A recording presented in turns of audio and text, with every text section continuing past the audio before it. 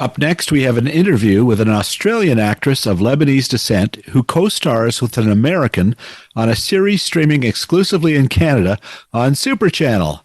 Let's go around the world next on Brio TV, the podcast.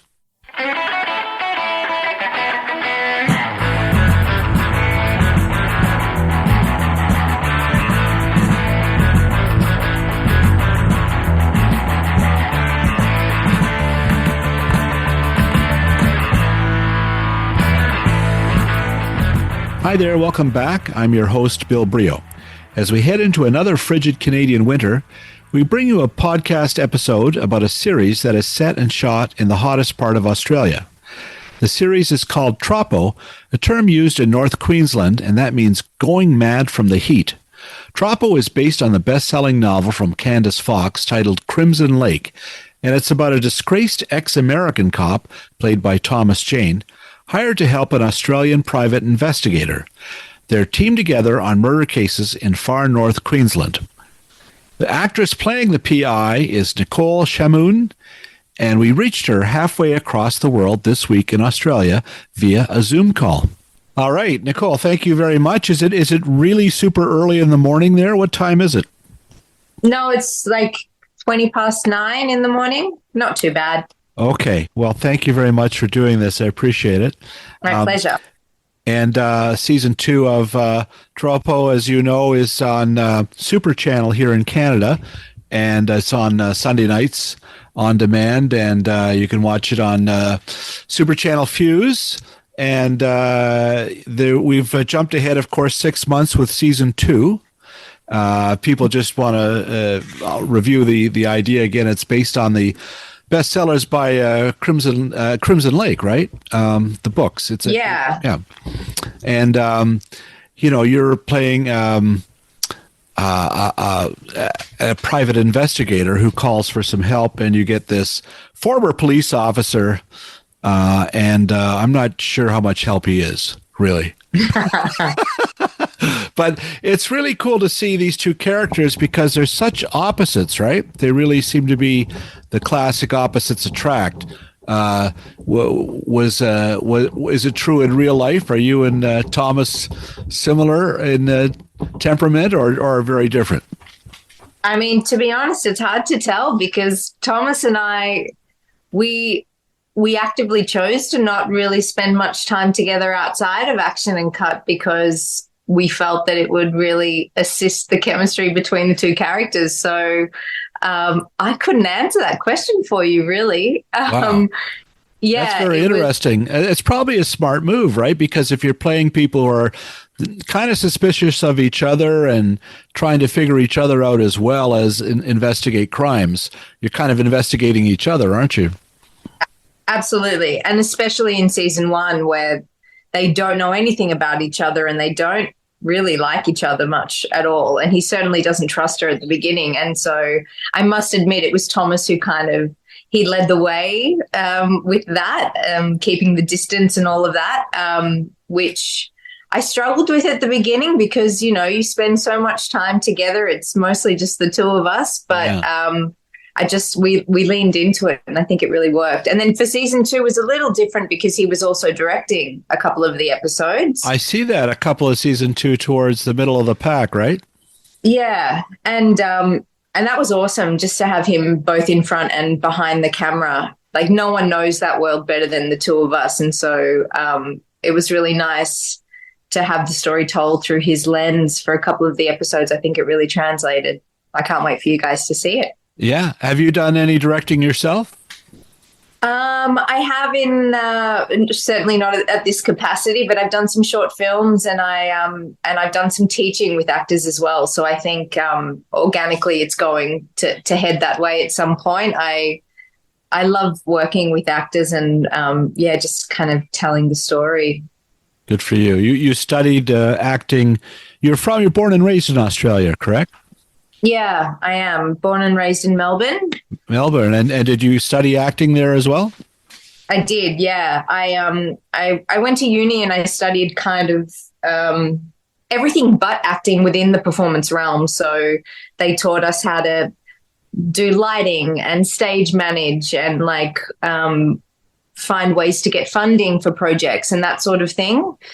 And then after university, I found some incredible teachers, and I studied the Meisner technique for 10 years with an incredible woman, Simone Young, her name was. And then I studied method at the Melbourne Actors Lab with an incredible teacher, Peter Carlos, for another 10, and he's still my mentor and coach. So my goodness. And it sounds like Australian actors are like Canadians in that you have to kind of be jack of all trades and know a lot about the business, the off screen and on, and just directing and everything you're describing, right? It helps to be multitasking if you're in the business.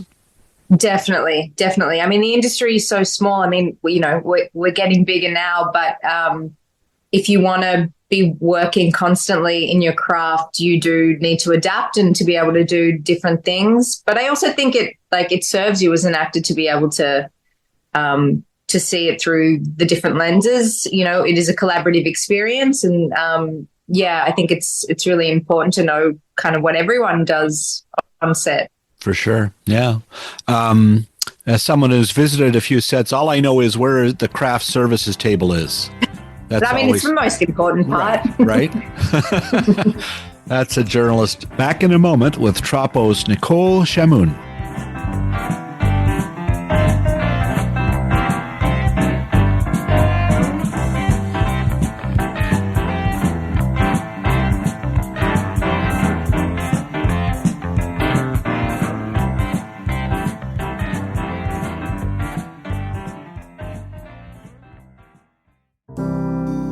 Good news! Christmas comes early this year thanks to Hollywood Suite, which is offering a free preview throughout December and continuing until January the 5th. This gives viewers across Canada unlimited access to all 4 Hollywood Suite channels, as well as Hollywood Suite On Demand. What's new this month? Well, the first season of the award-winning crime drama Kin will have its Canadian premiere December 7th. Kin tells the story of a fictional Dublin family embroiled in a gangland war, with Daredevil's Charlie Cox among the cast. Season 2 starts in January on Hollywood Suite. A Year in Film also returns with 5 new episodes looking at artistic and technical achievements in the years 1968, 72, 81, 96, and 2008. Suite also will celebrate the 100th anniversary of Columbia Pictures with a specially curated collection of classics streaming every Sunday. Hollywood Suite is available exclusively through Canadian television service providers and Amazon Prime Video channels. Visit hollywoodsuite.ca for more information.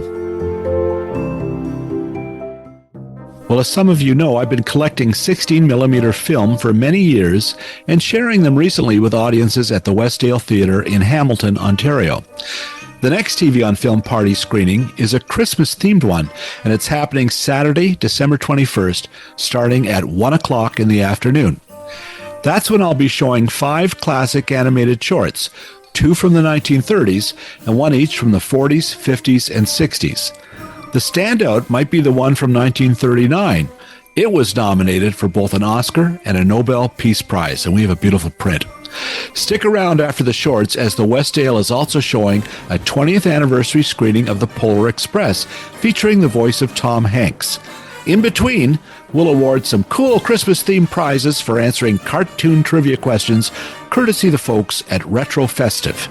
For tickets and information, go to thewestdale.ca. Hope to see you there.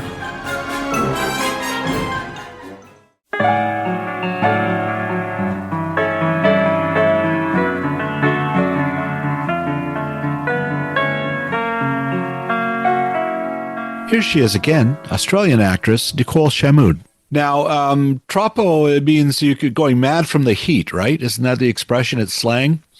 Totally, yeah. And you actually shoot in Queensland for where the series is set, pretty much, right? A little bit south of there, but...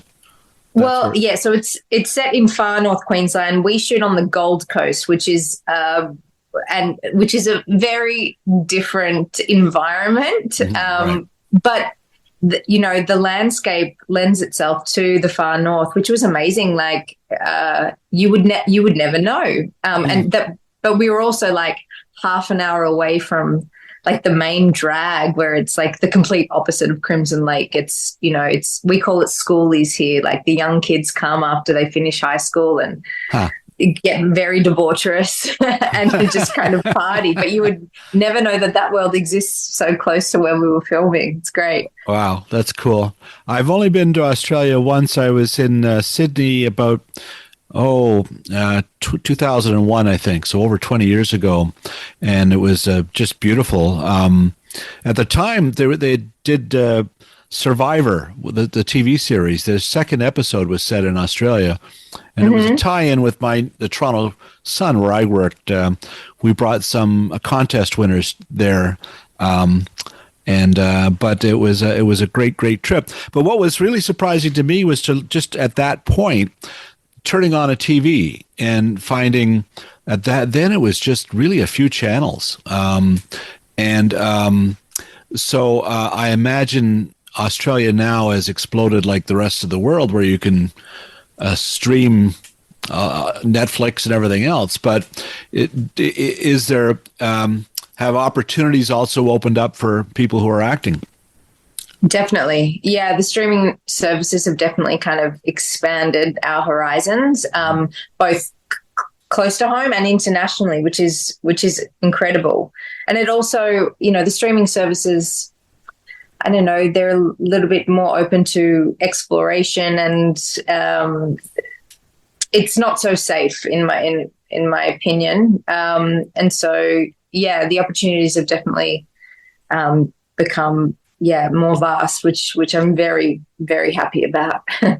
Well, Troppo is certainly a very edgy show. It's a lot of action. It's pretty interesting. I would just talk a bit how you came to play the Amanda, the main role. I mean, did you have to wrestle a crocodile? What was the? This is a tough man, cop. So, or a private investigator. What was the audition like? It was a wild time to begin with, given that like COVID was on, and I was in Melbourne at the time, and it was like one of the toughest lockdowns in the world. So when the audition came along, I was just so excited at the idea of getting to like flee Melbourne and go to sunny Queensland and have this opportunity. And so we taped from our houses in my bedroom. I put the first tape down, and then even the chemistry test with Thomas, like 3 auditions down the track. He was in Montana shooting a film. I was in Melbourne, and it was late night for him, super early morning for me. And it was always this thing, like, how can a chemistry work via Zoom? Like, I didn't know whether it would translate, but something really special happened during that audition, and it was electric. I think we both knew instantly that it was the right match, and yeah, we were right, I think. Yeah, no, it must have. That's interesting. I've talked to several people lately, and they same response to so much chemistry reads over Zoom, and it does seem really that would be quite a hard thing to accomplish, but it obviously works, right? Yeah. Yeah. I mean, what we do is on camera, so I guess yeah, that's true. It makes sense. It was just new. We were just also new to it, It might even be better. You might not want to be that close to Thomas Jane. I mean, listen, for the characters, it worked. It does. It works for the character. So you did that, and then you were cast. But is this a role that's very physical? There's all kinds of mysteries and murders to solve. But there's snakes coming at you. There's crocodiles. This is a tough show. Is this something did you have to train to get up for this character? There's never enough time in television to do all the work that I would have liked to have done. So you just kind of strap yourself in and you go for it. But it had been a really tough couple of years for the world, but for me too personally, I'd been going through some health stuff. And so the opportunity to just get out there into nature and to wrestle the crocodiles and to play with the snakes, I was just so excited by the idea and, just really embraced it. Wow, that's interesting because you sure do on the show. Is there an extra kick in playing somebody who's so kick-ass? Oh, yeah. Like to be able to do those things that I would get arrested for in real life, but to get paid for it, are you kidding me? It was a dream. Like wow. It's the tough roles are the one, like the juicy roles are the ones that like we dream of. The opportunity to play a character that was so unique and so complex was, it was a gift. And to be able to come back for a second season and to really flesh out who she was and how she moves in the world was, it was a huge gift. I feel really honored. Is there any word of a third season? Do you know yet if that's in the works or there's talk? Well, I mean, we're hoping it's based on a trilogy of novels by the incredible Candice Fox. And so, the book is there waiting to be brought to life. And I know both Thomas and I would be really thrilled to come back. And so, I mean, fingers crossed. I don't know anything yet. They keep that stuff pretty close until they pull the trigger. So, I hope so. The fans would be super excited from what I hear if we were to go again. And I think it would be great to just further explore that world. And I guess because it shows in different countries in the United States, obviously, you must have done a lot of press like this, I guess, over Zoom, but have you gotten to travel a bit to promote the show? Not really. Unfortunately, because it's so easy now with Zoom, there's been far less of it. We did go over for the launch of season 1, which was great. But it's been a little odd being all the way over here. I would love to be on the ground there just to see what the reception has been like in person. But maybe for season 3, I don't know. Let's see. Fingers crossed. Fingers crossed. Don't go away. We'll be right back.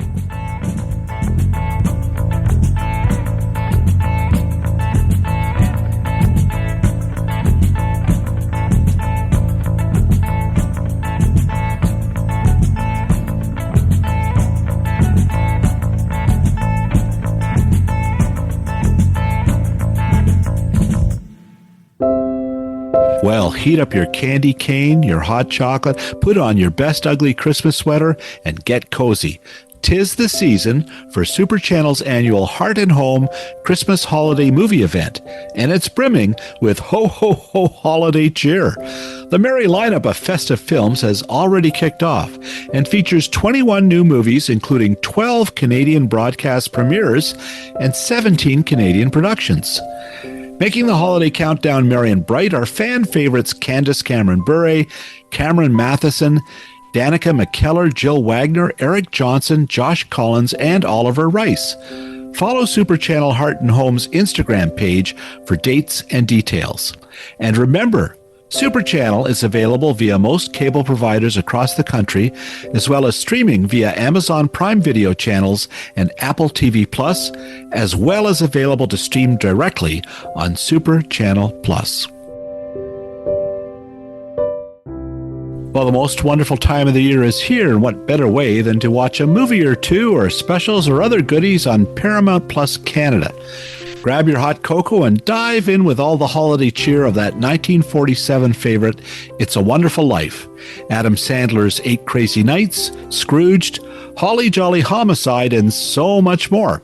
Plus, will Santa make it to Bikini Bottom?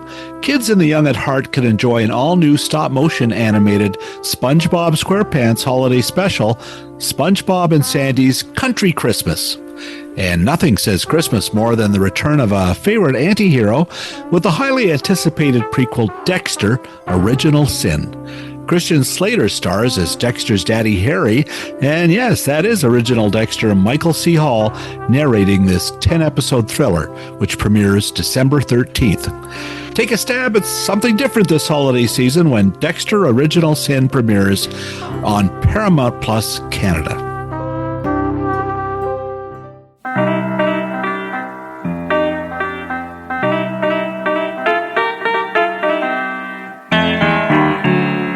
And we're back with Nicole Chamoun. Would you say that Australian crime series is a little different? It seems to be, there's a sort of a dark sense of humor, right? Your characters are taking the mickey out of each other all the time. That seems a little bit cheeky and different, right? Yeah, there's a dry wit and a quick wit at that, I think. But yeah, we're not afraid to take the piss, as they say. Yeah, it's funny. And I saw an interview, you described Troppo as Crocodile Dundee on its head.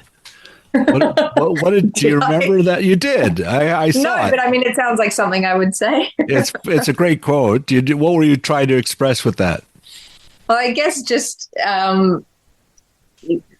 flipping it, like bringing one of the Americans into our world and watching the fish out of water story told from that experience, especially someone like Ted Konkapi and Thomas, really, like just to watch him to try sink or swim really in such a different world than he's used to. I think it's thoroughly entertaining. It is fun. He makes the most of that Indiana Jones hat too, I think. Oh, totally. He loves it. I bet he does. Who doesn't want to wear that? And you got other cast members. I don't know if you have any, there's not likely to have any Canadians on the cast, but I saw Peter Wilson, who did quite a bit of work in Toronto. I remember I used to work for TV Guide a long time ago, and went to the set and interviewed her when she was shooting La Femme Nikita. Did you get any scenes with her? Did you get a chance to talk to her at all? Yeah, we had a few sines together. Yeah, she's iconic. Are you kidding me? I know. Yeah. A huge fan of her show, and was really excited to work with her. She was amazing, so amazing, and also just an incredible human being as well. Like so many stories. It was really nice to get to know her a little bit and to watch her work. It was great. Yeah, she's larger than life, really. She certainly is. So she very much suited the world of Crimson Lake. Yes, exactly. Yeah, that's great. Well, and lots of other guest stars as well. Rachel Ward, I think I mentioned. I haven't seen that episode yet, but my goodness, talk about iconic, right? Yeah, and Ryder Mitchell is incredible, and season 2 we get to play with Brett Tucker, and there's some incredible up and coming Australian actors that get to play in season 2, which I'm excited for everyone to see. There's a little bit of everything. That's great. Who, when you were young, was there a show or a movie or a play or something that inspired you that made you want to become an actress? I have always been a fan of kind of European cinema. The women in my life were kind of the inspiration for me, and I'm Lebanese Australian, and so there's a robust, passionate energy with which these incredible women engage with life, so it's those sorts of characters. So Almodovar, is exceptional, and just the way in which European cinema embraces the messiness of life, and it's kind of big and it's unapologetic, and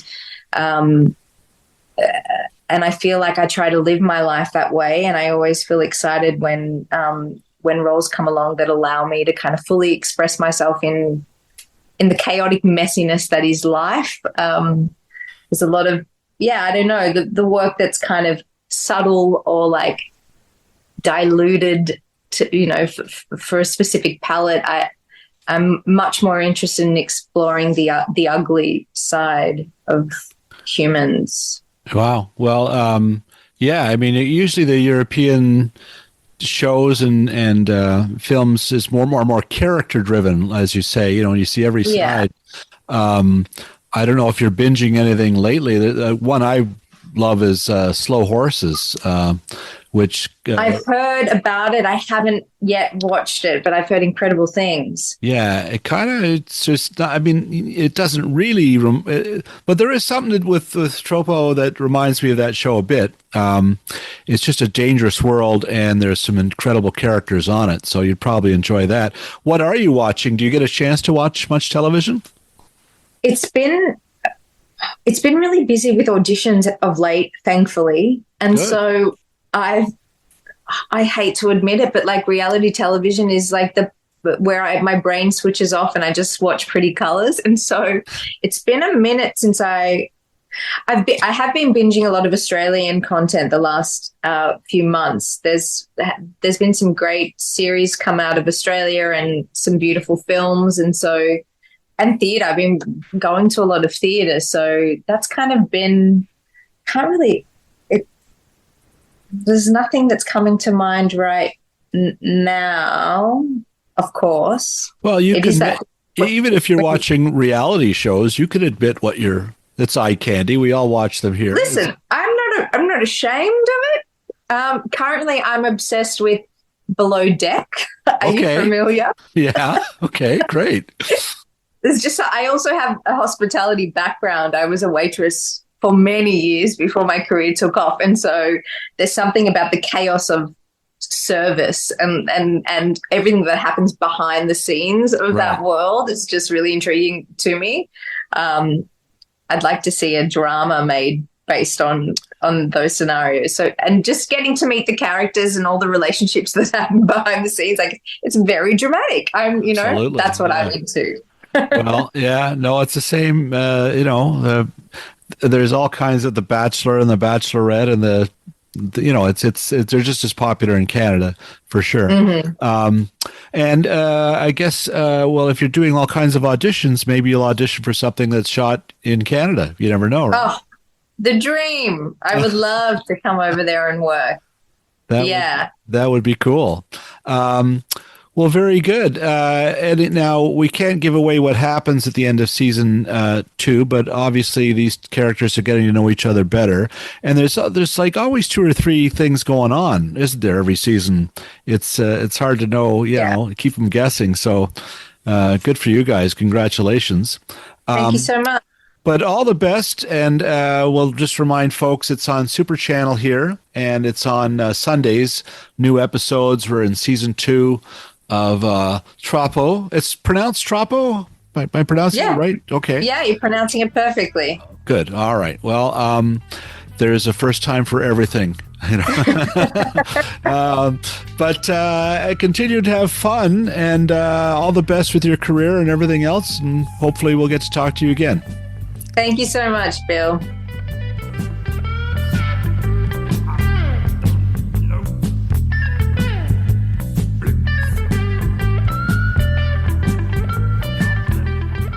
My thanks as always to producer Phil Hong for throwing another episode on the Barbie. Give it up to BJ Del Conte, Paul Boudra, and all the crispy critters, as well as piano man Stephen Dudley, for the music you hear on this podcast. Finally, thanks to you, listener. If you enjoyed this conversation, let us know with a like or a comment at Apple or Spotify or wherever you listen to podcasts. I'm Bill Brio. Thanks for listening.